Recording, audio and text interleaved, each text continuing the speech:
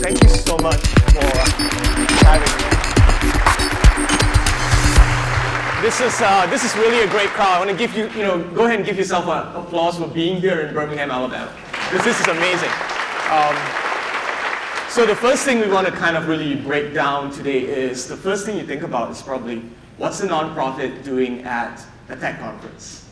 And we're going to kind of unpack that a little bit, but I really want to share with you our story today of how in Birmingham, Alabama, we built the world's first startup nonprofit and took it from Birmingham, Alabama to the NBA and the NFL and 3 countries across the world in about 3 years. But before I want to do all this, how many of you here have heard about Culture City? Hands up. All right, that's good. Okay, so at least I'm starting with some, framework on this. So I want to start really by just kind of talking to you a little bit of my background and then kind of going into kind of the really steps that we use to really take our nonprofit and build this with a startups mentality and take it to the next level. So as you can tell, I'm an immigrant to the United States. I was born in Malaysia. And my parents, were both English teachers, and they worked really, really hard. And around 1993, they said, I was getting a little bit of trouble in Malaysia, and they said, all right, we need to send you off somewhere so that hopefully you can have a better education. So my sister at that time was playing tennis at AUM in Montgomery.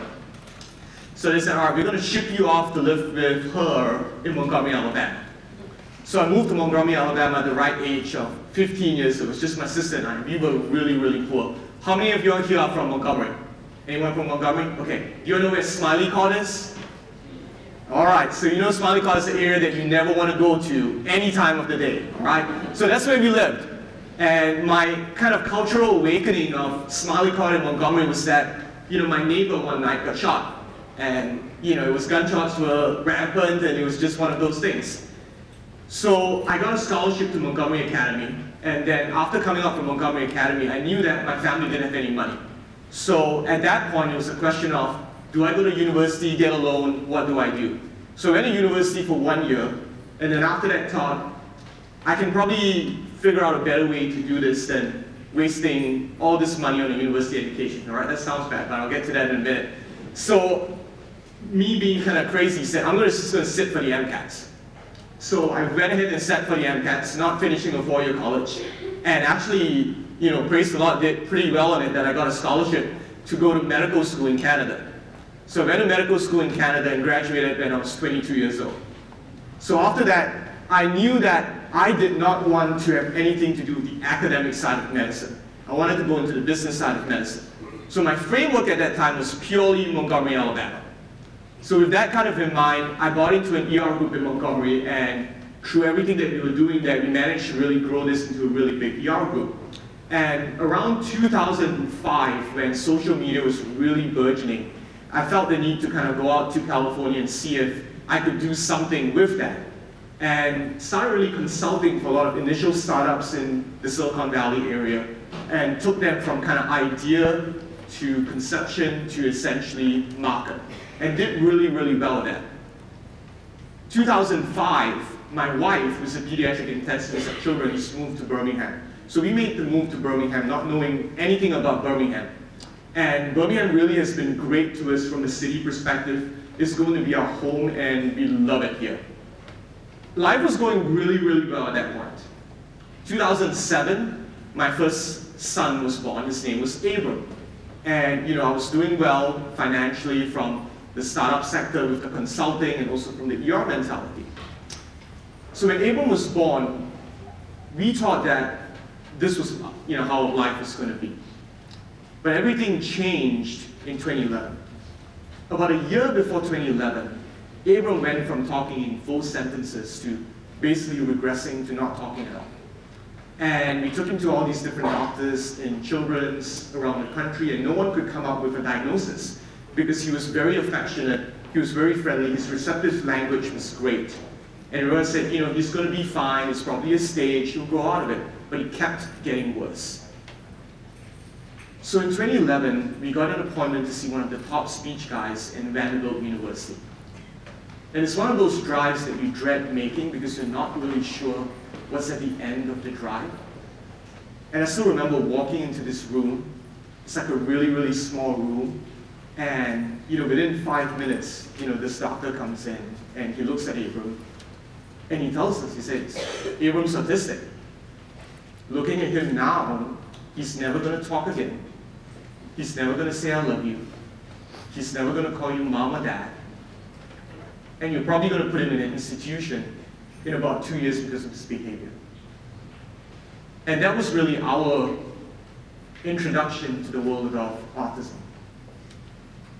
And it was one of those things that for us, it really threw us into a loop because we thought that we were on this defined path of how our life was going to be.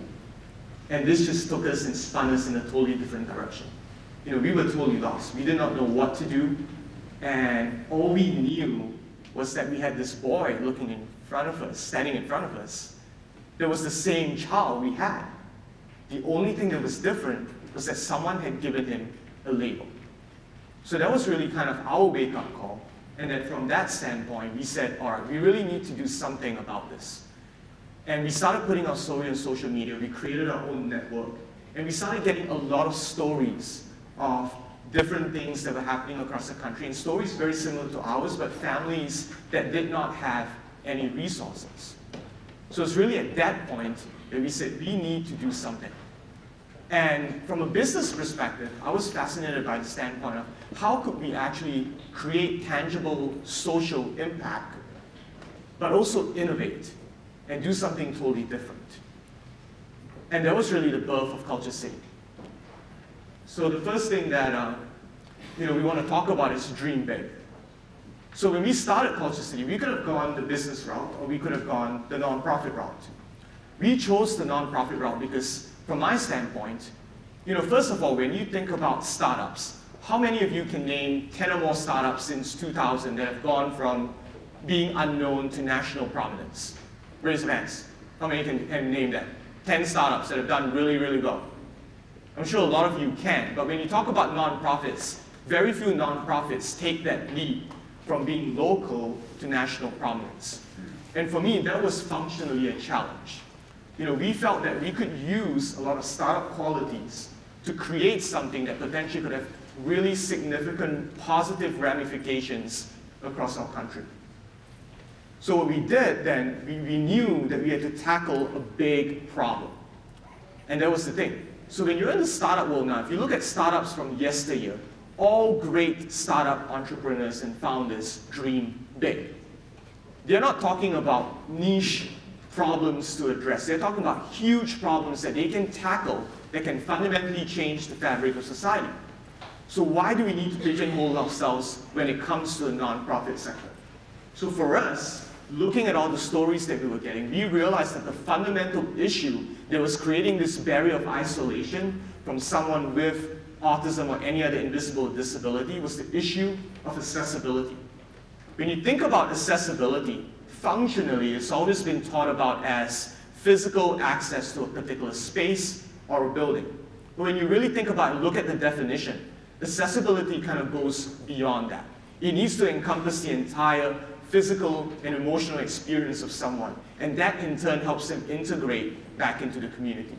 So the problem, when we dreamt big, that we wanted to tackle was how to rethink accessibility and break the barriers down of accessibility from the personal, physical, and the community standpoint.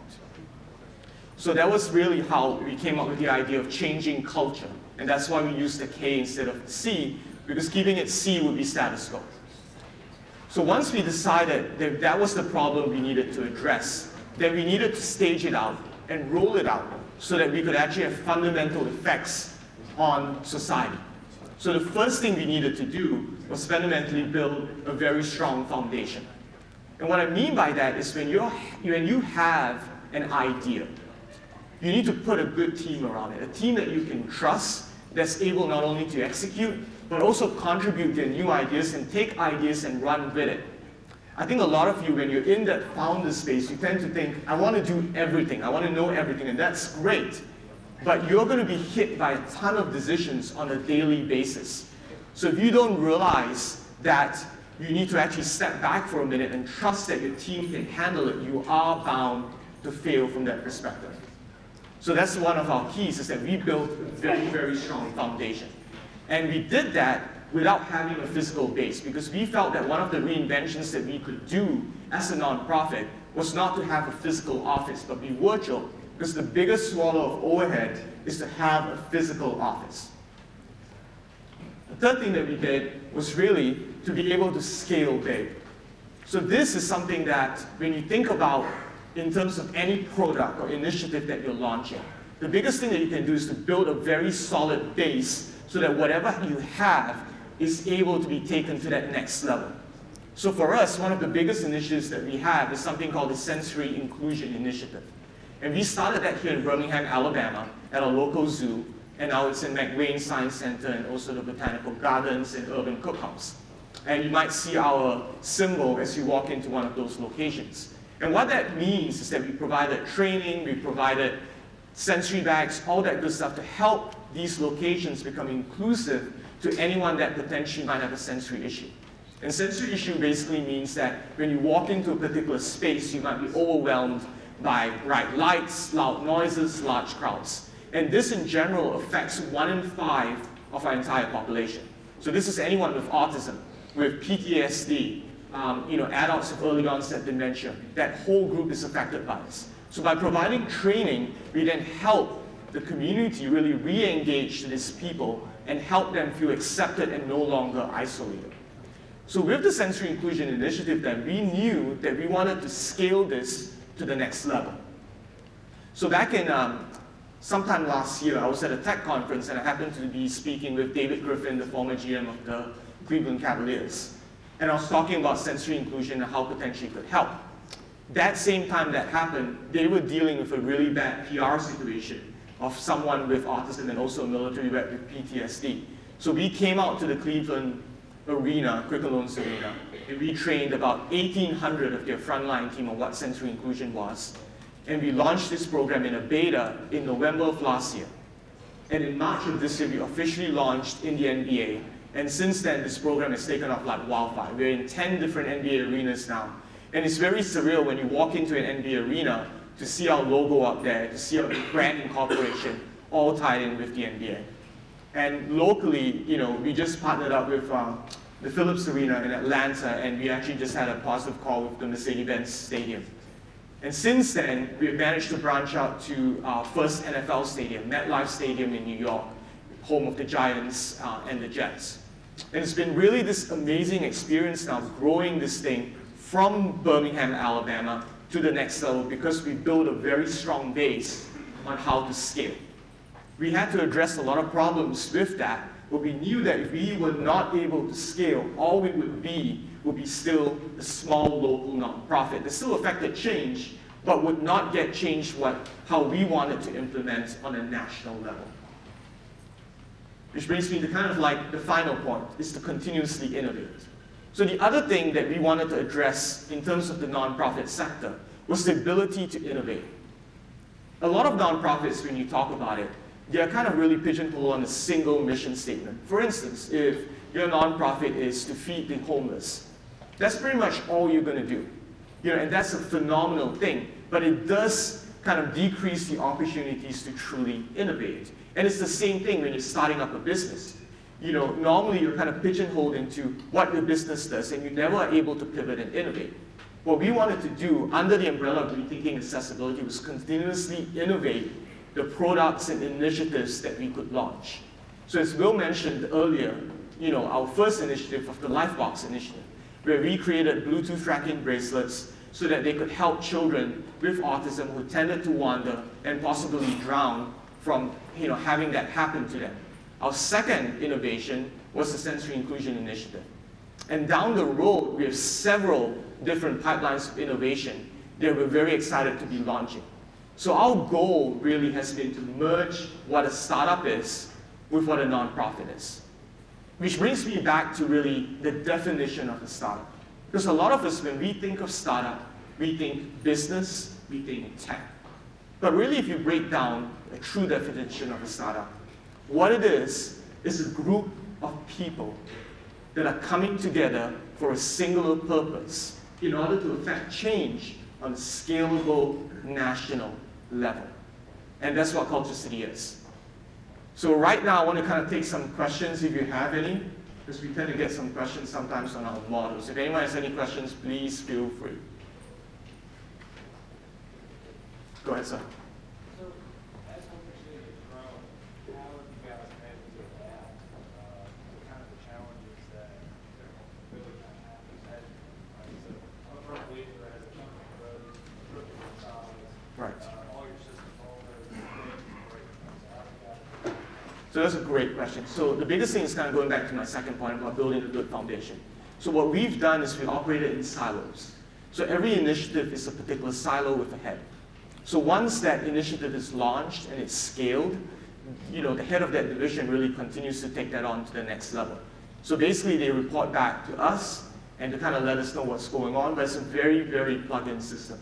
And the other thing too is to use technology to your best benefit when it comes to that. Technology helps you to really track data, to help track impact. And if you use that, you're able to really consciously maintain that standards are met in everything that you do. So that's the key, is to build that good foundation with the understanding that you're planning to scale. Because if you're not planning to scale and you don't build the foundation, you're always going to fail. Yeah. Any more questions? Yes, ma'am. So that's kind of our next stage. One of our biggest challenges that we felt was how do you get the community to care about disability and special needs? Because when you look at it as a whole, in general, it's 20% of the population. A lot of us are affected by it, whether directly or indirectly. We just don't realize it. But for whatever reason, I'm going to use the word marketed here. When it comes down to it, disabilities in general have not been marketed correctly to the community. We don't feel the buy-in. So that's something that we wanted to change. The only way to change that was to be able to create our initial initiatives so that we could get community buy-in. Because if we did not, we were bound to fail. So our next steps are to actually create designated research centers and all that good stuff, and getting the medical community more engaged. Yeah. Yes, ma'am. You mentioned that you've reached out to 30 countries already. Are you planning on going international, and if so, what are some hurdles that you face? Yeah, so that's a great point. So we are international in the sense that we partnered up with the government of Uganda. So one of the things that we did was that we started a very beta prototype in Uganda on how to promote job creation in the country of Africa, especially with disability there being one of those things that if you have a disability in Uganda, you're generally either discarded from the family or killed.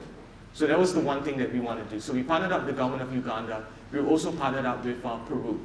So in terms of scalability to an international level, the biggest hurdle is language. That's been the biggest barrier. So that was one of our things, was that when we went into those countries, instead of sending someone from the US there, we recruited from there. So it's run from someone from native Uganda, someone from native Peru. So that helps bridge that barrier and helps us scale a lot quicker from that standpoint. Yeah. Go ahead. Sorry. Yeah, the name Birmingham. So the biggest question we get is, when I speak at a conference, is that, wait, are you all from Birmingham, United Kingdom? That's the biggest question. So it's really like, it's a lot of fun correcting them and saying, we're from Birmingham, Alabama, the birth of the Civil Rights Movement.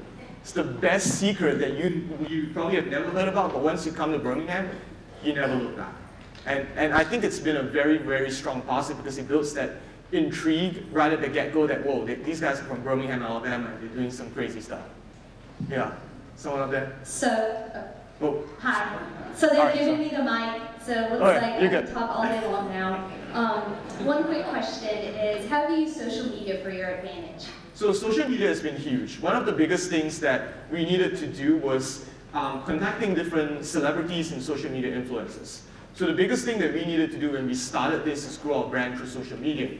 And the biggest thing, by and large, was getting verified by Twitter. I think we're the only nonprofit verified by Twitter in Alabama. And that was one of those things that we needed to do so that if we contacted a celebrity on Twitter, they would realize that this is a verified company that's contacting me, so I'm going to be able to engage with them. Because most of the time when they're getting tweets, they get like, thousands of tweets a day, and they don't look at it unless it's verified.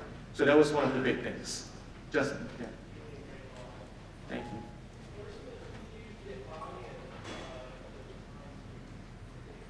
So another great question. I think the biggest thing with buying is the ability to show your impact.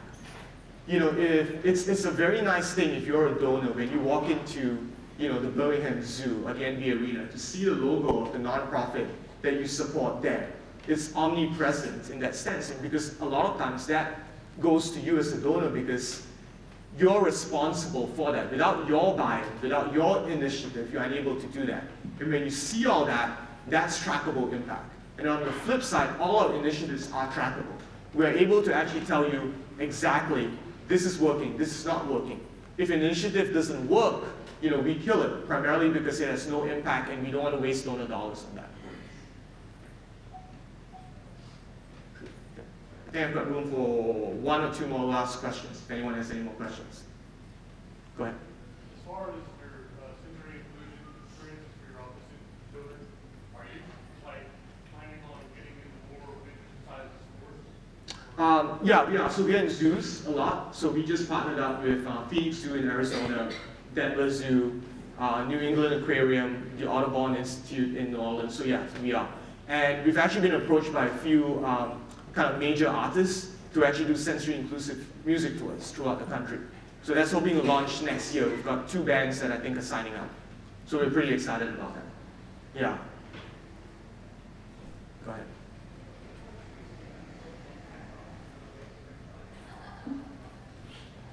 Right.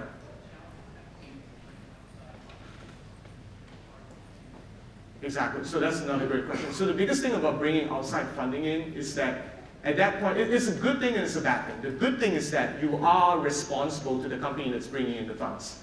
So that makes sure that, you know, you're definitely going to hit all your targets. The bad thing is that you are responsible. So it does decrease your ability to innovate within that sector. So that's kind of the good and bad of it. You know, we as an organization can certainly have not applied for any grants, primarily because our vision has been very clear on how we want to affect change. Down the road, that might very well change, but our biggest thing is that we want to grow, you know, from a $0 revenue nonprofit to right now we're sitting at about 1.5 million, to really continue to scale that to a bigger level using only our skills and our knowledge of growth hacking this fundamental model. Yeah. I think I'm about done. Okay. All right. Well, thank you again. It's really been a pleasure speaking with you today.